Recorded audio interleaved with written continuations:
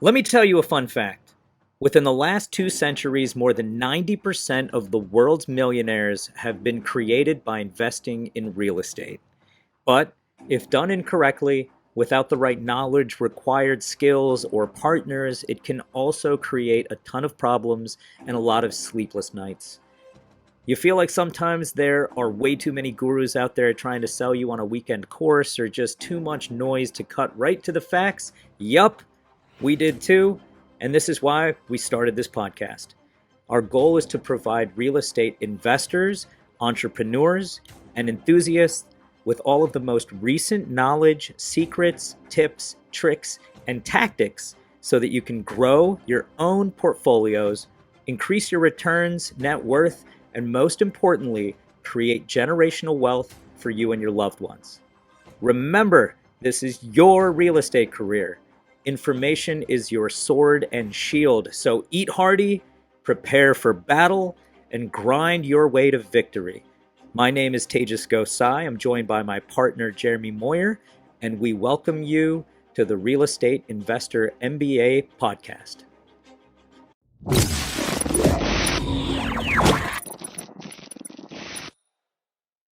Hey guys, we just came out of a really good interview with Gary Lipsky from Break of Day Capital. Right, Tage, what do you think? Awesome dude. Love how systematic and methodical he is. Takes into a lot of account things that other investors don't, and definitely should. But awesome guy, has a great book, great following. Yeah. So the topic of today's podcast is more aligned with asset management, and that's kind of like where his book and he has his own podcast that it kind of dives into those topics. On the asset management side of multifamily real estate. So we cover quite a few topics regarding that, and he provides a few good tidbits on things that they do, things he's learned over the years, at a high level. And obviously, there's probably a lot more info, listening to his podcast and also in his book as well. It was the first interview of 2022, which we're very excited about. Yeah. And last, just thank you guys, everyone who listens, and our patrons for making this possible. We love you guys. We're at the 50th interview. We're looking forward to having a bunch of good ones this year. Thank you. Absolutely. Hope you guys enjoy. Cheers. All right, ladies and gentlemen, it is our first podcast of 2022. Jeremy, we did it. That we did. Yep. I think we've officially had 50 interviews to date. I think this is number 50. Yeah. Yes. And we always start with a big thank you. Thank you guys so much for everything you do for us. We are all over the internet, Spotify, iTunes, Stitcher, Podomatic, Google Play, and we've had a lot of support. So big thank you. It's going to be the best year. A big thing, Jeremy, last year was talking about people just getting into real estate, and a lot of the fear, and then dispelling the fear, and how our program, and a lot of these people that we've had on, you could email them, talk to them. They're very open and communicative. So yeah, that's what we're here for, Jeremy. We're doing it, right? That we are. It absolutely. A lot of good feedback. Everybody's pretty accessible. So we're really excited about our guest today. So today we have Gary Lipsky joining us. Gary, how you doing? Good. Thanks for having me on. So Gary is a real estate entrepreneur who focuses on multifamily syndication. Currently has $65 million in assets under management. He is the president of Break of Day Capital. Gary's also the host of his own podcast. It's called Real Estate Asset Management, where he speaks with various experts in the real estate industry, helping educate asset managers. Gary's also a best-selling author of Best in Class, and is the founder of the Asset Management Summit. Gary, thanks again for your time and joining us today. Yeah, absolutely. So I'm really excited to dive into this conversation. Tejas and I have been talking about different skill sets, I guess you can say. We're trying to bring different information, not the same old stuff week after week. And asset management, has been on my mind. And I see your stuff that you post online, Gary. Wanted to have you on, but before we dive into some of that, can you tell our listeners who the the real Gary Lipsky is, and how you started to get started in real estate. Yeah, yeah. I've been an entrepreneur my whole life, and my first foray into real estate. I bought a house 2001. I had no money down. I was in debt. Um, but I knew I couldn't afford the whole. I was buying almost a $500,000 house at that time, and so we were buying something that we could just get in and build equity in. We converted the garage into an office space that my business would use, and we opened up the kitchen, and years later we sold it for a really nice big profit. That since the house has gone up like 4x probably, but that was my first foray, and little did I know that was gonna. I love putting in, doing all the numbers and working with the contractors and seeing a vision for that house, and now I could that work. I'm able to like 100x that when we're buying big multifamily properties. That was my first foray, and I didn't get into it full time until I sold the business at the end of 2016. I had been investing a little bit, but once I sold that business, I learned everything. Well, not everything because you never stop learning, but I learned as much as I could and found my way to multifamily, which was a good fit for me because I was used to running businesses, and started investing in other people's deals and then started doing my own deals. It's awesome, tremendous. Just- You're one of the people that made it through, and it probably wasn't easy. You probably dealt with a lot of difficulties and stressors. Yeah, yeah. I mean, there's always challenges, and sometimes the biggest challenges lead to your biggest profits. And if you're solving problems other people can't, that's a really big separator. So, you just got to tackle every task one at a time. Every challenge every time. There's a saying, how do you eat an elephant? It's like one bite at a time. So that's what you do, and you maintain your cool, you treat people well, and you will see your way through it eventually. Absolutely. So, Gary, I would to preface this, the kind of think to lead into the conversation. I would say the majority of our listeners, probably tend to be on the buy and hold side, either small unit counts up to large unit holdings. I'm not sure if you feel the same way, but almost every day I'm inundated with posts either on LinkedIn or Facebook, or you get those emails from different operators about new deals they have under contract, or they just closed on a 50 unit or a 100 unit, whatnot. I love these stories. They are truly motivating. The dealers are still being had out there. To go get them. But I truly don't believe there's not enough information being shared out there, especially with your podcast and your information is all about asset management, but actually on the actual asset management of these assets that operators either have in their portfolio or the one that they just bought. Um, what is your thoughts on that? And what's initially got you interested on basically on the podcast that you have is mainly about asset management. The book is about asset management, your summit, whatnot.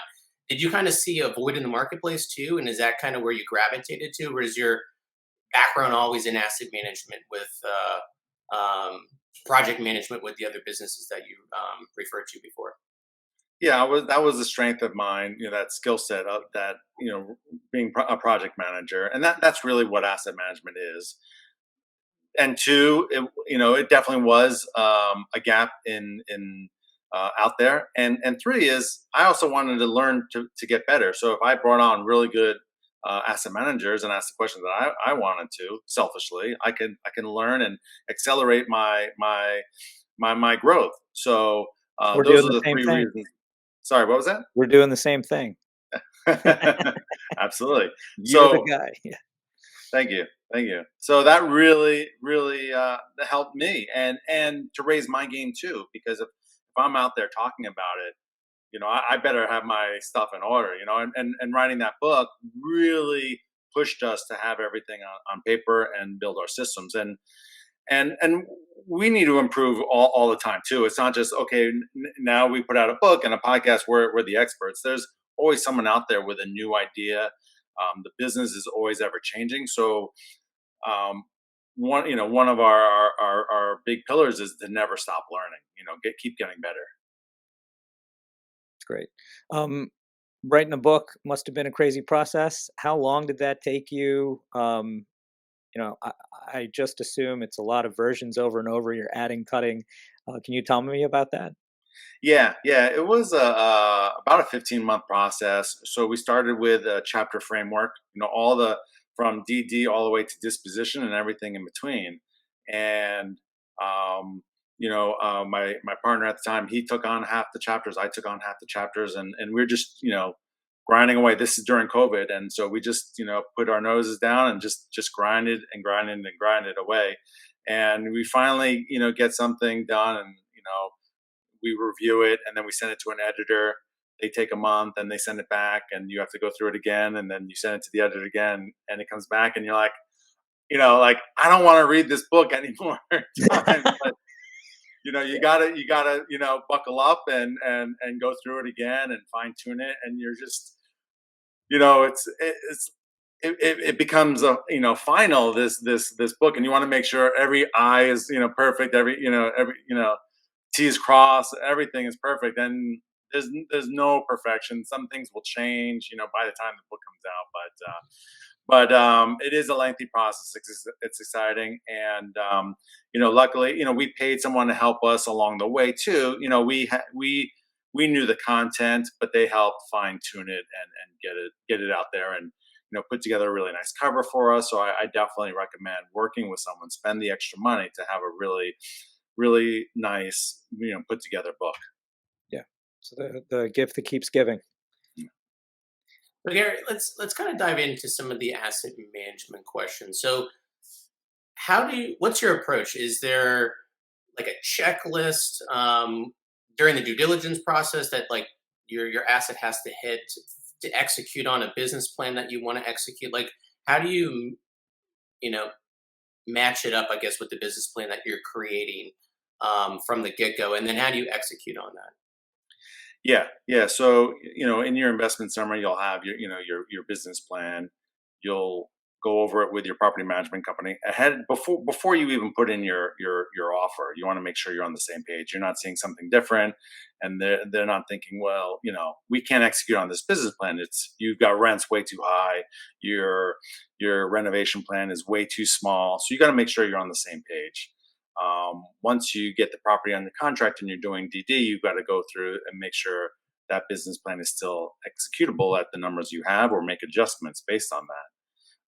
As you get to closing time, again, go over that business plan again with your property management team, because you don't want to wait 3 months to start working with vendors, or 6 months. We typically will come up with names if we're going to change the name of the property before we even close on the property. We'll start working with vendors and try to get them signed up, because it's always about shrinking timelines. The longer it takes to execute your business plan, the longer it takes for cash flow to your investors to sell the property. Not that you're in a rush, but if you can maximize your ROI, that's going to maximize your NOI. So get you know get to it, and then there's three pillars that I like to when it comes to asset management. It's measure everything, accountability, and being proactive. So map, that's our map, and it's not brain surgery. Anyone out there can do it. They just need to spend the time and put together systems so they can execute on this business plan. But very few people, particularly newbies that come in the industry, are focusing on that. I'll run into people and say, "Oh, I bought your book. I've got 4 properties, and really want to start focusing on asset management now." And I'm like, "Well, you should have bought the book, and paid attention before you bought a property, But and that happens a lot. You'll be surprised. But it's critical. Like, you're taking investor money. You have a fiduciary responsibility. You need to make sure you're on top of it, and just because you have a third party property manager, it's not their property. They're going to punch in, punch out. If you have someone really good, then they're going to pay a little bit more attention to it. But you need to manage the manager to maximize the returns. It's awesome. Absolutely. Yeah. Can we kind of dive into that a little bit more? Like, what are those interactions? Let's say someone is listening to this and light bulb goes on. Maybe they are in the same scenario that you just mentioned. They have a couple of these, like, oh crap, like I better kind of get my stuff together, right? So what they have a property manager. Maybe they meet with them so often, maybe they don't. What are the measuring part? Like, I guess, KPIs is a common term you hear thrown around, the key performance indicators. Is that kind of how you manage the measurement piece with your property managers? Do you have certain KPIs that you review with them monthly, weekly? What does that look like?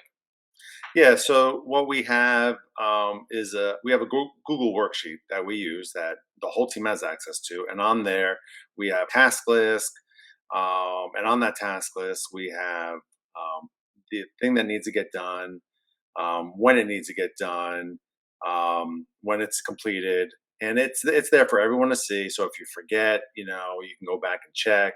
But when we're on those weekly calls, you better have gotten it done. Otherwise, you look like a fool. We're gonna hold you accountable to that. I said weekly calls, and that's really important too. We have Zoom calls.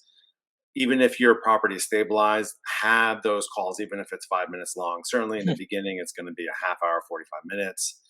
But that's critical. And we like Zoom because we're face to face with everyone, and we could see, what's going on. Are they on site? So it's really important.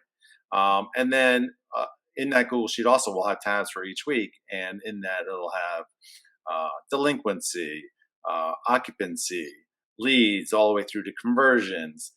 How many leases are up at the end of the month, work orders, like all these different things that you want to be keeping track of, and you could see how it evolves week after week after week because it's on the same Google sheet that everyone has access to. We also build out a KPI dashboard. Some property management companies have it on the software that you can have access to. Some don't. So we use a separate company that connects to the Yardi software or whatever software they have, and provides KPIs for us to kind of monitor on a regular basis. Makes it really easily digestible and easy to tell a story to our investors and for us to see, and we can dive in there as well. So that's really really critical. What software do you use, just in case anybody's interested in it? Yeah, yeah. RealPage, and it's fairly inexpensive. They've been hit and miss, quite honestly, on customer service, but it is the pricing is fairly reasonable, and once you have it up and running, it's a pretty robust tool. How many people do you have running in and out of those docs every week? Yeah, just whoever's on our GP team, and we have a pretty small GP team, and my asset manager, or if other GPs have asset managers. But it's just a very small group of people that we're looking at that, digesting it, and really the weekly report will give us everything we really need to know, but the KPIs will allow us, when we use the dashboard, to see over a period of time and to kind of delve into certain things that we want to get, to see where the bottlenecks are, quite honestly. So maybe it's conversions from leads all the way through to leases, and if we're not converting there, where's our marketing dollar spent? Do we need to readjust? We can look at unit types. Now, most of that is, again, we talk about it in our weekly meetings, but you can dive in further if you want. And if, when you're diving into the occupancy, don't just look at it as a whole. You can break it down. You might have 8 different unit types, and you might have 7 unit types that are doing phenomenal, and you could push those rents. But the one that's not doing so well, maybe you just need to bring it down $15, $20. And that'll get it all leased up, and then you could start really pushing rents on the other stuff, and so your NOI is going to go up. So don't look at anything as a whole. Break every single task down, so you can see where the problems lie. It shows how important the minutia is in this business. It really is all decimal points and Yeah, getting an extra 10 cents. yeah, and when you're talking cap rates, depending upon your market, 3.5 to 5 to 6. That's, if you create an extra $1,000, $10,000, $100,000, that's huge dollars. So every little bit counts and adds tremendous value. Gary, are you guys implementing different technology in your buildings? They kind of like say like kind of play around with what you just mentioned, like maybe in this market, if we do keyless entry, to different units or or whatnot, or even with Build back the water. yeah, build back the water. Exactly. Are you you know trying that, or have you guys done it and executed on that? I just wanted to get your opinion on that. Yeah, so we do rubs, and typically, whenever we take over a property, they're well under what they should be charging for rubs. We've also instituted Conservice, and there's other companies like that. And so, Conservice is where rubs is more of a flat number. Conservice is it takes the actual number of utilities that you can build back, and it's somewhere around, and you can adjust it, but about 95%. And so, like when periods of COVID come and utilities jump, particularly at a master metered property where residents are working from home, or they're utilizing toilets and water and all these different things, and then your utilities shot up. If you had Conservice, that burden is now on your residents and not on you as the owner. So it's a really good way to protect your downside, for those types of things. So we've greatly increased the bill back that we have, and we have a number of master meter properties. So it's been really beneficial to increase the income line. No, thank you. I appreciate that. Can you? I think sometimes when I know when I listen to podcasts, just different people speak. Sometimes you hear everything they're saying. You're like, yeah, that sounds good. Yeah, I need to do that. Yeah, I need to do that. But I think sometimes we internalize the message on the flip side, like on an example, like something that gone wrong. If you didn't do that, you're like, oh yeah, I better do that from now on. Can you give or speak to an example of something that went wrong? Maybe not proper oversight on a property manager, or um, not having that business plan well thought out or even pre-reviewed. You mentioned before with the property manager doing due diligence and probably in the beginning before you actually bought the property. Can you speak to any of those examples? Yeah, sometimes you pivot on your business plan, and we've now painted two properties where we didn't expect to do that from the beginning. Um, but what we had done is have enough in our capex, have buffers to allow that pivot. Because otherwise, if you're painting a property and it's 100 and you don't have that money and now you really need to, that's a problem. So having those buffers, maybe we said we're going to renovate 75% of the units, and in reality, you only get to, let's say, 50 in a couple of years. We had that extra money, and we always have a lot of miscellaneous. We always have HVAC reserves, roof reserves, and you might not spend that money, which is great. I'd rather have extra than not, and so it allows us to kind of change our thoughts on our business plan. So that's really important. Is that why earlier you were saying like 3, 4, 5, 6% cap, or you guys are buying at those, rates with all these factored in? Is that I'm in the Phoenix and Tucson markets, and I mean a lot of this stuff is 3.2 cap rate, or 3.6 on the T1. So these are really low cap rates. But where can you get it to? Can you get it to a 6.5, a 7.5 in 3 years? That's where the real money is made. So well, your you're cap rates also, I mean, you factor in much more than other people do, right? yeah One common mistake is, hey, there's a 4 unit, it's a 10% cap. No, it's not.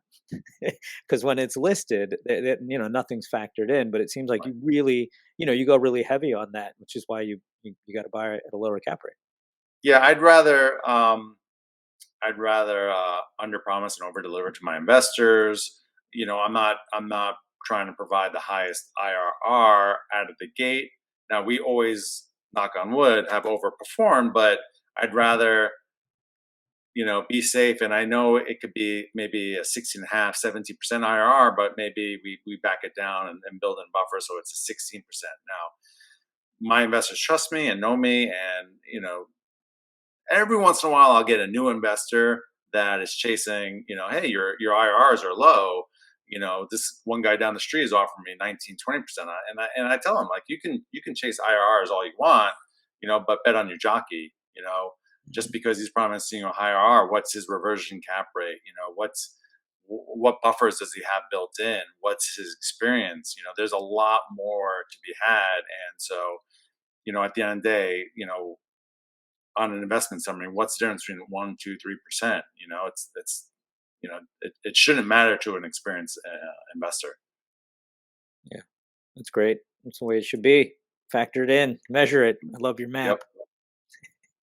Gary, do you see any risks out there that are being ignored by investors or even just the market in general? Maybe there's some buying opportunities there specifically within multifamily. Yeah, I'm very bullish on the market. Well, we'll reinvest, and I think there's opportunity everywhere, depending upon how you underwrite and what kind of deals you're going after. But for an investor, they really, like I said earlier, really got to know your jockey. Just because they have a social media presence doesn't necessarily mean that they're doing good deals. And I would, maybe speak to their investors or just get referrals and see people that know them and have done business with them, and to make sure their communication is good. Can they take a punch? I've invested in a deal. A friend of mine who things got a little rough, and his communication has been, not good at all, and has kind of, you know, um, not taken responsibility that I would have liked to see him.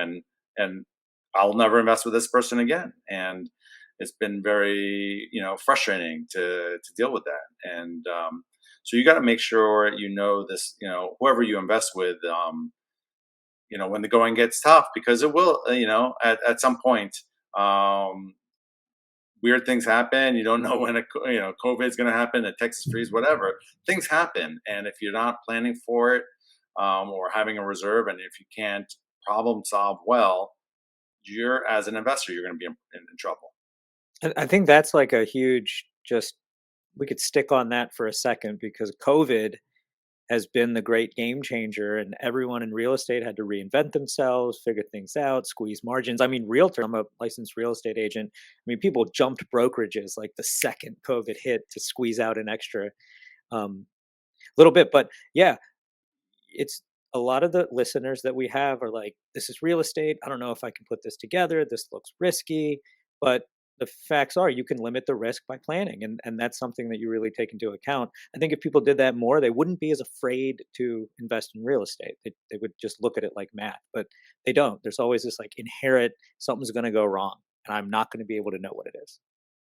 Yeah, I think um, a lot of people out there are still they look at real estate as super risky, and it's the best risk adjusted returns out there.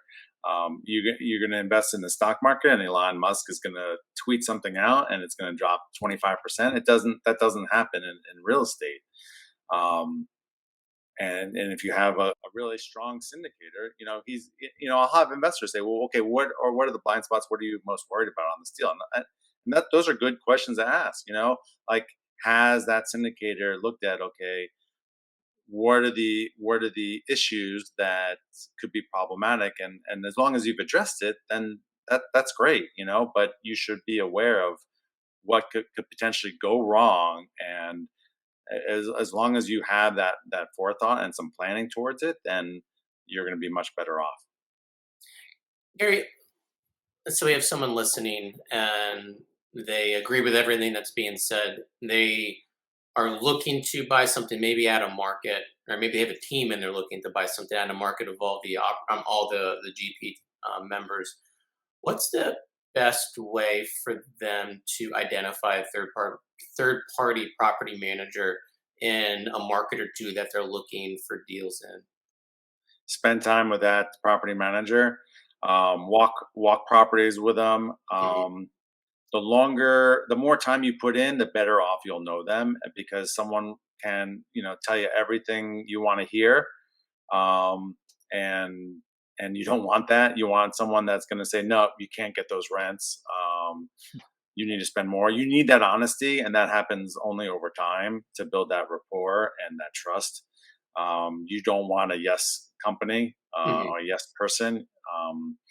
That's really important. So, uh, you know, spend time with companies, and if they're not willing to give you that time and to do pro formas for you, then move on to the next company, and also get references from other people. It's a very this real estate investing community is very generous.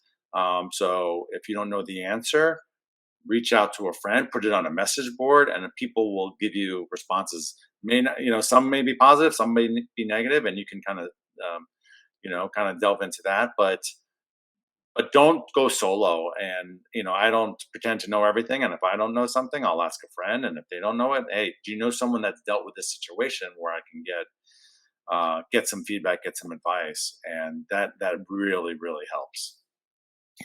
Quick tidbit, Jeremy. I know you got a couple things, and we're getting long on time. One of my friends had a good way to describe it, and I just heard it. He's like, "I own real estate. I'm the owner. Property manager is the CEO. I make sure they're paid well. I make sure they get to control what they're doing." And I just think that's a good tidbit. A lot of people do want to manage their own properties, and it's a difficult adjustment to say, "All right, I'm going to go property management route. I'm just starting out," or um, you know, running it yourself. Little tidbit, you will not own as many properties as you want if you're managing them yourself. So, key advice, make sure you treat your folks the right way. 100% agree. Jeremy, we're getting on time. So Gary, this is one of our last questions. So let's I like the scenarios, but let's say a listener again is looking to get into larger multifamily. Maybe they're doing it themselves, as Tage just mentioned, or on the smaller unit side, or they do have a property manager, but that the property managers that do the 2 to 10 units are very different from 20, 30, 40 plus unit buildings and properties. What are some next pieces of advice that are actionable? I mean, education is super important. Get educated, probably get your book right on the asset management side, or listen to your podcast on the asset management side as well. But outside of getting educated, what are some of the next steps that you could provide that are actionable to those that are listening today? I would say, like I said earlier, don't go solo. Mhm. This is a team sport. So if you're jumping up to bigger properties, team up with some other people that like, and trust.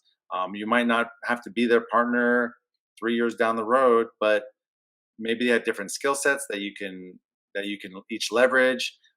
Maybe someone's a better money raiser, and someone's a better asset manager, and team together to grow. Like our first deal, we did a 1.65 million dollar deal, and then our second deal was 15.35 million. So, but we brought on some other people to help us get there, that we know, like, and trust. So, um, but people that end up doing those small unit counts in the beginning do it by themselves, and want to typically, and want to kind of feel like they need to build up a reputation so they can raise some money and whatnot. But team up with a few people, go bigger. You get economies of scale. I definitely recommend that. Even you don't have to go to 100, 150 units. You can go to 30, 40 units. And there's a gap in there because you don't have so many buyers Mhm. in that range. So don't be intimidated by social media posts of people doing these large apartments. It can be very debilitating. Focus on on your path. Go at your own comfortable speed, um, and you will get there. It's things snowball, but take your time. Do what's best for you, and good things will things snowball once you get rolling. So once you do the 30, 40, then maybe you can go bigger or do a couple of those, get some experience. So um, you know, just because someone's saying one thing, go, you team up with other people and go at your own speed. No, I agree with you 100%. The networking is key in this industry. You can't do it by yourself. You definitely have to work with others. The teamwork makes the dream work, right? Absolutely. So in closing, Gary, if anybody has a question they want to follow up with you on, or if they want to follow you on social media or whatnot, we can provide a link to your book and your podcast in the show notes. But how can they reach out to you? What's the best way to go about doing that? Yeah, I'm on Instagram at Break of Day Capital, Facebook, LinkedIn. My website is breakofdaycapital.com, so you can get on our investor list and book a call. I love talking real estate, so thank you. And perfect. Awesome. All right. So, Real Estate Investor MBA, every guest is always awesome. We love what we're doing. Very accessible. We're trying to make sure people get their act together. It's 2022. You got to get your 2 unit and your 50 unit in order and then throw up a Facebook post like grind 50 units. But we love you guys. We cherish what you let us do. We have a new website. Check it out, www.rei.mba. And Gary, thanks again. Thanks, Gary. I appreciate it. Thank you, guys. All right, cheers.